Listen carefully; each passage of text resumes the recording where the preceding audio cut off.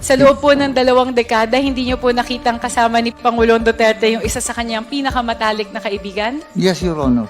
Mr. Chair, mas nakikita ko po na nagsisinungaling na si Mr. Sonny Buenaventura kahit yung napakasimpleng tanong na nakita niya ba na kasama ni Pangulong Duterte si Mr. Michael Yang.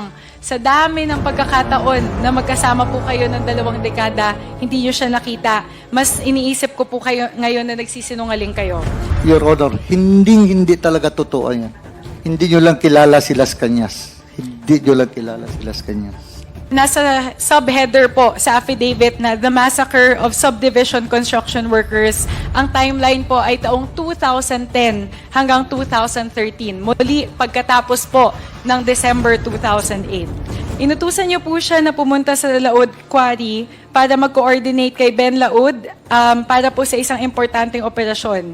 Nandun si Mr. Sammy Uy at ang isang Madam X. At doon po ay natagpuan ni Las Cañas na meron pong 6 hanggang 7 na bangkay ng mga construction workers na nineutralize ng grupo ni Ben Laud. At pinagalitan nyo pa daw po, kayo pa mismo, nung rineport sa inyo ni Las Cañas na na-neutralize na o patay na yung mga bangkay at nasaksihan ni Mr. Sammy Uy at ni Madam X ang pagkakapatay sa mga taong ito, na nagalit pa daw po kayo kay Las Cañas na bakit hinayaan niya na makita ni Sammy Uy at ni Madam X yun. So kung wala po kayong involvement doon po sa grupo, at kung hindi po mataas yung inyong kinatatayuan doon po sa grupo at hindi po kayo involved dito sa grupo na ito, bakit po sa inyo magre-report si Las Cañas? Hindi siya nag-report sa akin, Your Honor.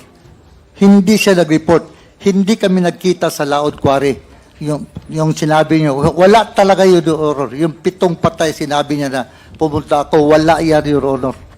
Mr. Chair, it's the word of Mr. Sonny Buenaventura against the affidavit of Mr. Las Cañas. Yes, Your Honor. But for the record, I am contending the statement of Mr. Buenaventura that he has had no affiliation with President Duterte after year 2000. Yes, Your Honor. Pero for the record, Mr. Chair, I don't believe that Mr. Sonny Buenaventura is no longer affiliated or connected to former President Duterte after December 2008. Kaya po ito, tatanungin ko po sa inyo na sa inyo pong eksperyensya, nung kayo po ay parte ng kapulisan sa Davao, kinukumpirma niyo po ba na merong Davao template na meron pong reward system?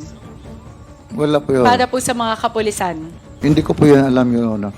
Kilala niyo po ba si Mr. Michael Yang? May-ari po ng DCLA, Your Honor. Sa loob po ng 2 dekada, hindi niyo po nakitang kasama ni Pangulong Duterte yung isa sa kanyang pinakamatalik na kaibigan? Yes, Your Honor. Mr. Chair, mas nakikita ko po na nagsisinungaling na si Mr. Sonny Buenaventura kahit yung napakasimpleng tanong na nakita niya ba na kasama ni Pangulong Duterte si Mr. Michael Yang.